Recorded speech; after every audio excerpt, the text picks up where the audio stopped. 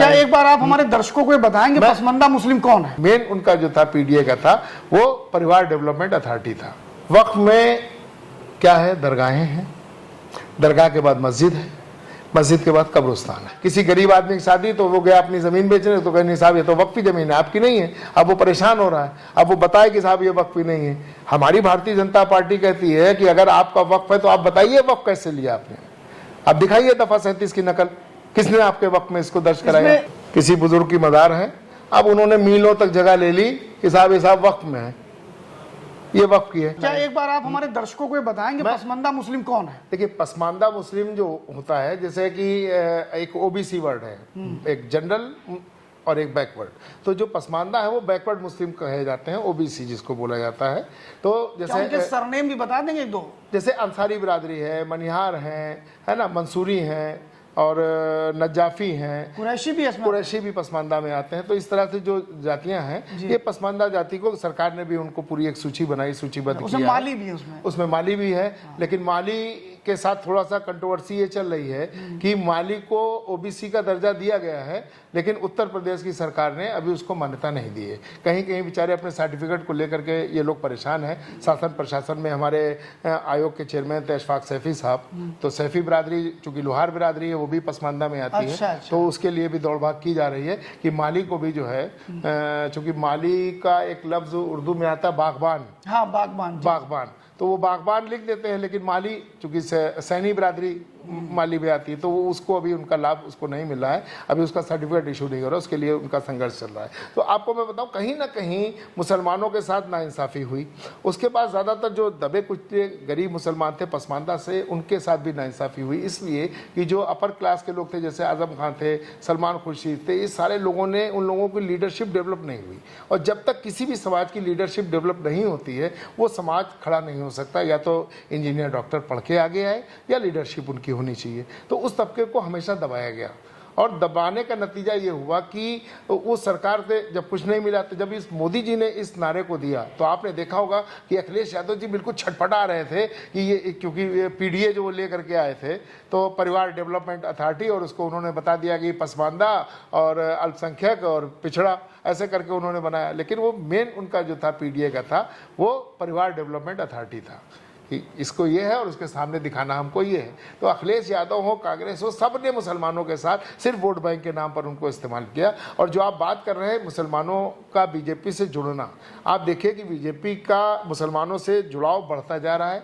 पहले जब हम लोग काम करते थे तो दिक्कतें आती थी, हम लोग जाते थे, लोगों को समझाते थे कि भाई अब हमने दिया कि आपने भाई देखिए इस तरह से हमारा भारतीय जनता पार्टी काम कर रही है, आप मुझे वोट ना दिए। हम तो ये कहते थे अपने परिवार से एक वोट दे दीजिए, आप पहले शुरुआत तो करिए, हम आपके दरवाजे पे आ रहे हैं। एक ये होता था कि एक माहौल ऐसा था कि बीजेपी का कोई कार्यकर्ता, अबे यार वहाँ जाएंगे मुस्लिम वोट है, मिलना नहीं है, एक ये भी था। इस माहौल को भी भारतीय जनता पार्टी ने ख़त्म किया। उसके बाद आप देखिए नगर पालिका का जो चुनाव हुआ था, उसमें पसमानदा मुस्लिमों को चेयरमैनी में टिकट दिया, सभासदी में टिकट दिया, नगर पंचायत में टिकट दिया, इतने टिकट दिया, और देखिए जीत करके भी आए। भारतीय जनता पार्टी ने जिताने का भी काम किया। लेकिन जो कि एक यहाँ पर तशद्दुद पसंद लोग बैठे हैं, वो भी तो अपना काम कर रहे हैं। लेकिन इस पे एक चीज़ मैं कहना चाहूँगा कि जब हम योजनाओं की, सरकार की योजनाओं की बात करें, जिसपे भी आपने सबका साथ सबका विकास जैसे जो नारे थे आपके, उसमें अगर हम जनधन खातों की बात करें तो लगभग 40% जनधन खाते जो हैं वो मुस्लिमों के हैं। ठीक है, मतलब उसमें उनका भाग मतलब 40% बोले गए। ऐसे अगर प्रधानमंत्री आवास की बात करें तो इसमें लगभग 35% आवास उनके पास है, मतलब आबादी के इक्विवेलेंट ही होगा उसकी तुलनात्मक अध्ययन पे। और अगर ऐसे बात करें आयुष्मान योजना की, तो वहाँ भी उस 37% तक उनको लाभ मिला है। अगर और भी चीज़ों की बात करें तो लगभग जितनी भी सरकारी योजनाएं हैं उनका अगर कम्युलेटिव अगर अनुपात निकाला जाए तो लगभग ये जा करके 28 से 32% तक होता है। तो लाभ तो काफ़ी अच्छा खासा इन लोगों ने लिया है, इसमें कोई दो राय नहीं। लेकिन अगर ये 37% में आप 8% भी कन्वर्ट नहीं कर पाए वोट में, ये बड़ा दिक्कत है। नहीं कन्वर्ट जैसे उत्तर प्रदेश की आबादी एक बड़ी आबादी है मुसलमानों की, और इसमें अभी भी 95% जो वोट गए हैं वो सपा या तो और पार्टियों को गए हैं। 5% वोट जो है उस भाजपा के पास आए हैं। और एक समय था कि भाजपा को ये 5% भी नहीं मिलते थे, ये मानते हैं, लेकिन 5% वोट भाजपा के पास हैं। आडवाणी जी के समय में सिर्फ 7% वोट लोकसभा के चुनाव में पाए थे। जी जी। एक समय आया कि मोदी जी के समय में ये प्रतिशत बढ़कर के 12 से 13% तक पहुंचा। इस बार ये माना जा रहा था कि हम 16% क्रॉस करेंगे या 18% तक जाएंगे, लेकिन वो स्थिति बनी नहीं, फिर से वो 9 से 10 के बीच में ही आ गए। मतलब ऑल ओवर इंडिया की बात कर रहा हूँ। लेकिन यूपी की जब बात करते हैं तो वहां आप उससे भी नीचे गिरते हैं। ऐसा क्यों है? क्या मतलब अखिलेश यादव की अपील ठीक रही, 3 तलाक बेकार हो गया, 3 तलाक मतलब उतना चला नहीं, या पसमंदा का जो बयान मोदी जी का था वो नहीं चला? ऐसा है कुछ क्या? देखिए, जो आप बता रहे हैं कि पसमानदा का और 3 तलाक चला नहीं, सब कुछ चला। क्योंकि देखिए 3 तलाक से जो पीड़ित महिलाएं थी वो मुस्लिम समाज की थी, किसी और समाज की नहीं थी। उसमें पूरे भारत में 62 लाख मुस्लिम महिलाएं तलाकशुदा थीं, जिनको भारतीय जनता पार्टी ने उनका हक दिलाने का काम किया और एक समूह बनाकर उनको एक रोजगार की तरफ जोड़ने का भी काम किया। दूसरा, जो आप पसमानदा की बात कर रहे हैं, पसमानदा के लिए भारतीय जनता पार्टी ने जो किया वो उस समाज को भी मालूम है और अखिलेश यादव को भी मालूम है कि ये वोट अगर हमसे छटक के चला गया, जिस तरह कांग्रेस से मुसलमानों ने कांग्रेस को छोड़ दिया तो आज सत्ता के लिए तड़प रही है, तो उसी तरह अखिलेश यादव को लगा कि अगर ये वोट भी चला गया तो हम सत्ता में दोबारा पलट के नहीं आ सकेंगे। दूसरी चीज़ आपको मैं बता दूं कि मुसलमान जब एंड टाइम पे कुछ ऐसी चीज़ें आती, जैसे अभी हमारा वक्फ बोर्ड का जो बिल आया है, सबसे पहली बात आपको बता दें कि मुसलमानों के लिए जो है वो शरीयत, उसकी जान चली जाए लेकिन शरीयत नहीं जानी चाहिए। और 99% या 95% लोगों को शरीयत के बारे में जानकारी नहीं है। उसको सिर्फ इतना पता है कि 5 टाइम की नमाज़ पढ़नी है और रमज़ान के रोज़े रखने हैं। जो टेक्निकल चीज़ें हैं वो नहीं पता है। अब जैसे ये बिल आया है, अब इस बिल को क्या है कि इस बिल में संशोधन की ज़रूरत है और ज़रूरत जब धीरे धीरे आगे समाज बढ़ता है और देश तरक्की करता है तो चीज़ों को चेंज करना पड़ता है। जैसे IPC की जो धाराएँ थी, देखिए उसमें भी चेंजेस किए गए और उनके नंबरों को भी चेंज किया गया, सारे बदलाव उसमें किए गए। उसी तरह जो वक्फ बोर्ड का जो बिल आया है, वक्फ बोर्ड में जैसे कि पहले क्या था कि आदमी गया, उसने एक आदमी है, उसने अपनी प्रॉपर्टी को वक्फ किया कि ये प्रॉपर्टी हमारी सही रहे और इस हमारे मरने के बाद हमारे रिश्तेदार इसको बेचे ना, और ये वक्त में रहेगी, इसका जो आमदनी होगी उससे मुस्लिम आवाम को फ़ायदा होगा और इसका फ़ायदा मुस्लिम आवाम को दिया जाए। और एक आज जो हमारे रिश्तेदार हैं उनका अपना पूरा बायलॉज बना के वो वक्फ बोर्ड में दर्ज करा देते थे। दूसरी चीज़ क्या होती थी, ये वक्त में दर्ज हो गई, उसके बाद क्या हुआ, वक्फ बोर्ड बन गया। अब बोर्ड बना तो उसमें काम करने वाले कौन हैं? चेयरमैन आपका मुस्लिम, जो मेंबर बने मुस्लिम, उसमें RSS और BJP तो नहीं है कि आकर के कुछ ऐसा कर दिया हो, मुस्लिम समाज के लोग हैं ना उसमें। अब आप बताइए कि एक वक्फ की प्रॉपर्टी को जो वहाँ पर लोग बैठे हुए हैं, आज़ादी से लेकर के अब तक 70 साल, और ये सपा बसपा के लोग कहते हैं कि साहब आपकी भी तो सरकार रही, चलिए मैं 10 साल हटा देता हूँ, 60 साल इन लोगों ने राज किया और आजम खान जैसे, नसीमुद्दीन जैसे कद्दावर नेता इसके मंत्री रहे। और वक्फ का क्या काम है? जब उसकी आमदनी हो रही है, उस आमदनी से जो गरीबों में भला करना। मैं आपके चैनल से खुले तौर पर जो आज इस समय जो उस बिल का विरोध कर रहे हैं, उस बता दें हमको कि वक्फ बोर्ड की आमदनी से किस गरीब मुस्लिम जो है महिला को पेंशन दी गई, किस गरीब मुसलमान बच्चों की और बच्चियों की पढ़ाई लिखाई पे दिया गया। किसी भी फलाह और बहबूद का अगर वक्फ बोर्ड से एक भी काम हुआ हो तो मुझे बता दिया जाए। इन लोगों ने क्या किया, जो ये 47 में जो देश छोड़कर चले गए थे, जाने के बाद एक गलत तरीके से उस समय के जो यहाँ पर तरीके थे, वो जो गया वो शत्रु हो गया, वो उसकी संपत्ति शत्रु संपत्ति हो गई।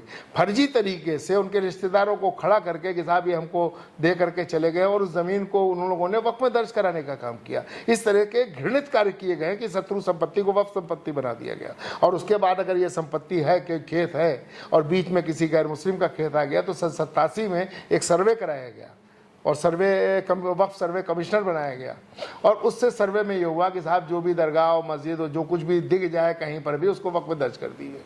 उसके चक्कर में दूसरे जो और लोग समाज के लोग थे उनकी ज़मीनों को भी वक्फ में दर्ज करिए। कोई तरीका है साहब? यही नियम कानून है आपका?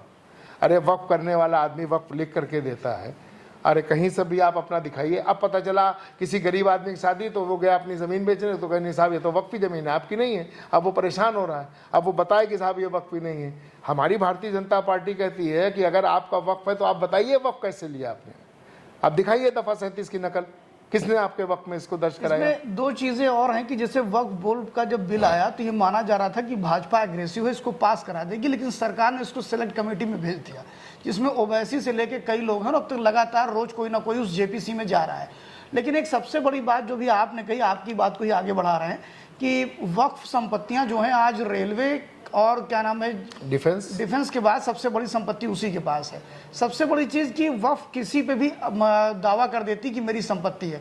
जैसे कि द्वारिका में जो भट्ट द्वारिका है जहां पर भगवान कृष्ण ने लीलाएं किया है और उनका उसको भी वक्फ ने कहा ये हमारा है, तो कोर्ट ने कहा कि भाई ये तो आप वक्फ क्या मतलब 5000 वर्ष पहले आ गया था क्या? उस समय तो दिखाई भी नहीं पड़ते थे लोग कि मुस्लिम भी है। ठीक यही स्थिति सबसे बड़ा मामला तमिलनाडु में आया जब वहां पर एक गांव की 1400 बीघे जमीन को, जबकि वहां एक भी मुस्लिम नहीं रहता, उसको वक्फ बोर्ड में शामिल कर दिया गया। सबसे बड़ी समस्या उसकी क्या है कि जैसा भी आपने कहा कि उसका ट्रिब्यूनल बिल्कुल अलग है, वहाँ मुसलमान ही जज होगा, मुसलमान ही वकील होगा, मुसलमान ही सब कुछ होगा, तो वहाँ सुनवाई कैसे हो? आप कोर्ट में नहीं जा सकते उस मामले को लेकर के। तो ये सब जो, और साथ में अभी एक बड़ा मामला जो इस अमेंडमेंट में आ रहा है कि इसमें एक महिला रहेगी, 2 जज रहेंगे, इसके अलावा डीएम रहेगा, ऐसे हर जिलों में वक्फ समितियां बनेंगी। तो क्या ये गलत है? दूसरा, वक्फ बोर्ड को लेकर के जो ओवैसी हमलावर हो रहे हैं, कल एक मामला आया कि सज्जाद नसीन का नाम सुना होगा आपने, जो दरगाह चिश्ती और सब देखते हैं, उनका कल एक बयान हुआ जेपीसी में, और उसके बाद में वहाँ नेशनल फर्स्ट करके एक एनजीओ है मुस्लिमों की, वो आई, और राष्ट्रीय मुस्लिम मंच जो कि एक संगठन है, उसको लेके बड़ी तू मैं हुई और ओवैसी और विपक्ष के कई नेताओं ने उन्हें मुस्लिम मानने से इनकार कर दिया। जैसा 2011 की जनगणना में ओवैसी ने कहा था कि कादियानी और भी कई मुसलमानों आपके यहाँ जो होते हैं उनको ले कहा था कि इनको मुसलमान ना गिना जाए, इनके आगे हिंदू लिख दिया जाए, ज़्यादा अच्छा है। तो क्या ये सब भी मामले उठेंगे अगर वक्फ बोर्ड का मामला उठता है तो? देखिए, मामला है नहीं, ये जबरदस्ती उठाया जा रहा है। नहीं, ऐसे सीधे कह देना कि ये मुसलमान नहीं, इसके पीछे क्या लॉजिक है? मैं बता रहा हूँ ना, ये मामला है नहीं, लेकिन इसको तूल पकड़ाया जा रहा है सिर्फ राजनीतिक रोटियां सेकने के लिए। जो वक्फ की बात है, वक्फ में आप अगर देखें, जैसे बताया गया कि रेलवे, डिफेंस और उसके बाद वक्फ में क्या है? दरगाहें हैं, दरगाह के बाद मस्जिद है, मस्जिद के बाद कब्रिस्तान है। ठीक है, ये जो 3 चीज़ें हैं, इनसे सरकार का इस बिल से कोई मतलब नहीं है। जो चीज़ें हैं इन लोगों को, अब क्या है कि ये ओवैसी जैसे कथाकथित जो रजिस्टर्ड भूमाफिया, मैं इनको कहूँगा, वक्फ बोर्ड एक रजिस्टर्ड संस्था है, उस संस्था के रजिस्टर्ड भूमाफिया हैं, ओवैसी जी हुए, आपके ये मौलाना देवबंद के जो मदनी साहब हैं, जितने भी लोग लगे हैं आपको विरोध करने वाले दिख रहे हैं, ये सब भूमाफिया हैं। है क्या? दरगाह बनी, किसी बुजुर्ग की मज़ार है, अब उन्होंने मीलों तक जगह ले ली कि साहब ये साहब वक्फ में है, ये वक्फ की है। अब उसी में वो बंगला बनाए हैं, स्विमिंग पूल भी बनाए हैं, उसी में दुकानें भी बनाए हैं, वो एक बढ़िया आमदनी हो रही है और दादा से लेके परदादा तक उनके उसी में मौज कर रहे हैं। इस बिल के आ जाने से जो सबसे बड़ी आफत आने वाली है वो इन्हीं जैसे भूमाफियाओं पर आने वाली है। ये जो ज़बरदस्ती कब्जा किए बैठे हुए हैं और 1500 रुपये किराया दे रहे हैं, जहाँ पर 10,000 रुपये का किराया है वहाँ पे 100-200 रुपये दे रहे हैं। किसी मस्जिद की दुकान है, आप बताइए किसी मस्जिद में किसी गैर मुस्लिम को आपने देखा कि वहाँ पर दुकान किए हुए? नहीं किए हुए। मस्जिद की दुकान है, साहब 25 साल से रह रहे हो, किराया 150 रुपये दे रहे हैं, और इस वक्त किराया कितना है? वहाँ पर 5000 रुपये होना चाहिए।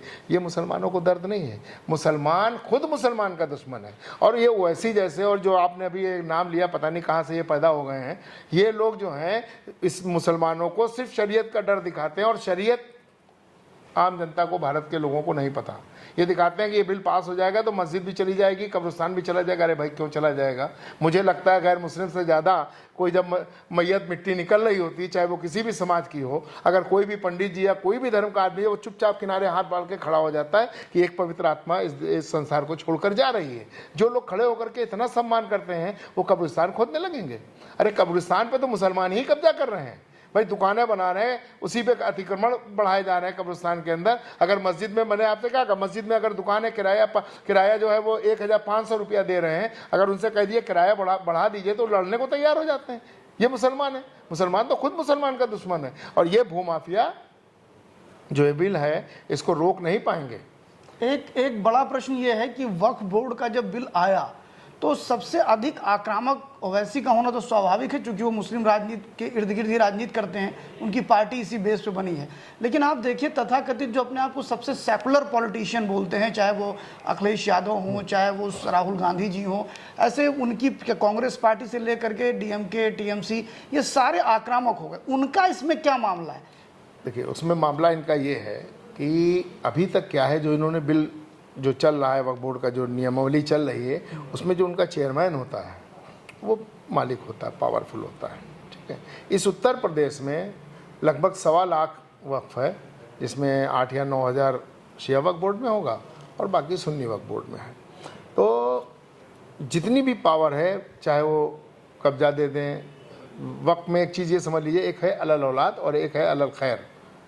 तो अलल खैर जो होता है वो खेल कूद का विषय है, उसी से खेलते कूदते हैं लोग। तो वो जो चेयरमैन है उसी के पास पावर होती है। अब क्या हमारे जो सरकार बिल लेकर के आ रही है उसमें क्या, ठीक है आपको चेयरमैन बनाया जा रहा है, अच्छी बात है, आप चेयरमैन बनो, और इसमें जो है 2 दूसरे समाज के लोगों को भी 2 मेंबर उसमें बनाए जाएंगे कि जो उस पर, उसमें भी उनको एतराज़ है कि साहब दूसरे समाज के लोग इसमें मेंबर क्यों बनेंगे। और दूसरा जो है, जो पावर 78 जिलों की पावर जो सुन्नी वक्फ बोर्ड के चेयरमैन के पास है, वो डीएम के पास चली जाएगी। जिले के डीएम को पावर दी जाएगी कि जो वहाँ पर अतिक्रमण है उसका कब्जा हटेगा तुरंत, जब डीएम के पास पावर होगी। एक एप्लीकेशन मुतवल्ली देगा कि साहब ये अतिक्रमण है, इसको जो है खाली कराया जाए, क्योंकि वो वक्फ की प्रॉपर्टी जो रह रहा है उसकी तो है नहीं, क्योंकि सरकारी प्रॉपर्टी है। तो डीएम को पूरी पावर आ जाएगी, डीएम बुलडोजर भेज करके उस जगह को साफ़ कराएगा, और जब वहाँ पर साफ़ कराएगा तो मुतवल्ली कहेगा साहब यहाँ पर कुछ ऐसा बनवा दीजिए आप सरकार से कह के, जिससे वक्फ की आमदनी बढ़ जाए और मुस्लिम कौम को और जो भी गरीब लोग हैं उनको इससे फ़ायदा हो जाए। तो डीएम साहब कहेंगे ठीक है, हम यहाँ पर एक मैरिज हॉल बनवा देते हैं, या आपके लिए एक मार्केट बनवा देते हैं, आजकल एयर कंडीशन मार्केट का चलन है, ये बनवा देते हैं। जब वो बन जाएगी वहाँ पर तो दुकानों किराए पर उठेंगी, किराए में बढ़ोतरी होगी। जब किराए में बढ़ोतरी होगी 7% वक्फ बोर्ड को जाता है, वक्फ बोर्ड की आमदनी बढ़ेगी। वक्फ बोर्ड के लोग रोते हैं कि साहब मुझे 2 साल से तनख्वाह नहीं मिली। अरे भाई आप उसकी कमाई बढ़ाओ ना, आपके पास जो है तीसरे नंबर पे भारत के अंदर इतनी भूमि है आपके पास 1.25 लाख वक्फ है, आप उसकी आमदनी क्यों नहीं बढ़ा रहे हो? भाई आप देखिए, परिवहन निगम है या जल निगम है, जितने भी निगम है, सरकार उनको एक अंशदान दे देती है कि साहब आप इससे कमाई करिए और जो आमदनी हो अपनी सैलरी वगैरह सारी चीज़ें आपको ही उसमें जो है अर्न करनी है। तो उसी तरह वक्फ बोर्ड है। अब वक्फ बोर्ड के लोग रो रहे हैं कि साहब सैलरी नहीं मिल रही, और ज़मीनें बेचने का काम कर रहे हैं, अपने घर को भरने का काम कर रहे हैं। तो वक्फ बोर्ड भी। अच्छा, एक बड़ा प्रश्न है कि क्या आपके हिसाब से, चूंकि आप उसी समाज से आते हैं और आप काफ़ी करीब से जानते हैं वक्फ बोर्ड की गतिविधियों को, चूंकि आप निदेशक भी हैं जी वक्फ उत्तर प्रदेश वक्फ विकास निगम के, तो आप तो बहुत नज़दीक से जानते हैं कि वक्फ बोर्ड में हो क्या रहा है, और इस तरह के मामले शायद आप लोगों के कारण ही उत्तर प्रदेश सरकार ने उस पर शिकंजा कसना शुरू किया, कई मुकदमे भी दर्ज हुए और सारी चीज़ें। मेरा सिर्फ इतना पूछना है कि क्या वास्तव में कितने प्रतिशत मुस्लिम वक्फ बोर्ड की संपत्तियों से गरीब लाभान्वित होता है? गरीब मुस्लिम की बात कर रहा हूँ आपके हिसाब से, अगर उत्तर प्रदेश के संदर्भ में बात किया जाए तो क्या आप बता सकते हैं कितने प्रतिशत गरीब मुस्लिम इससे लाभ पाते होंगे वक्फ बोर्ड से? एक थोड़ा सा हम कुछ और कह के फिर इस बात पे आपके आएंगे। जी बिल्कुल। मेरा जो वक्फ विकास निगम है, सरकार ने इस विभाग को 1987 में बनाया था और इसको 10 करोड़ का अंशदान दिया था। और ये था, इस विभाग का उद्देश्य बनाने का ये था कि जो वक्फ की प्रॉपर्टी है उसको डेवलप किया जाए, और डेवलप करके जब डेवलप होगी तो वक्फ की आमदनी बढ़ेगी।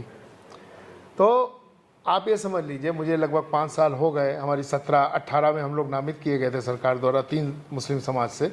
तो 3 सदस्य हमारे बोर्ड में सुन्नी वक्फ बोर्ड के चेयरमैन और शिया वक्फ बोर्ड के चेयरमैन दोनों बोर्ड ऑफ डायरेक्टर में हैं।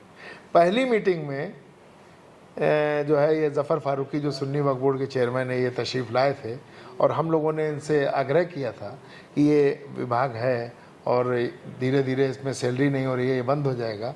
अगर आप लोगों की नज़रें इनायत हो जाए तो विभाग भी चलेगा और वक्फ की प्रॉपर्टी डेवलप होगी। तो आपके जो कर्मचारी कहते हैं मुझे 2-2 साल से सैलरी नहीं मिल रही है, तो वक्फ की आमदनी बढ़ेगी तो उनका भी भला हो जाएगा। तो आप वक्फ अलल औलाद को छोड़ दीजिए, वक्फ अलल खैर की जो सूची है वो आप हमें दे दीजिए। हम लोग नामित हैं, हम लोग सरकार वहाँ जाके डीएमओ से मिल के उसका सर्वे करके और अपने विभाग से उसको डेवलप कराने का काम करेंगे। उस मीटिंग के बाद वो पलट के नहीं आए और कई बार हमने उनसे संपर्क करने की कोशिश की। 37 जिलों का मैंने दौरा किया अपने कार्यकाल में और डीएमओ से भी मिले, वहाँ के मुतवल्लियों को भी बुलवाया, लेकिन वो ऐसा मकड़जाल इन लोगों ने फैला रखा है रजिस्टर्ड भूमाफियाओं ने कि उस काम को होने नहीं देते हैं और सरकार का ये विभाग ज्यों का त्यों है। और धीरे धीरे आप देखिएगा कि ये हालत हो रही है कि लोगों को सैलरी मिलना मुश्किल है।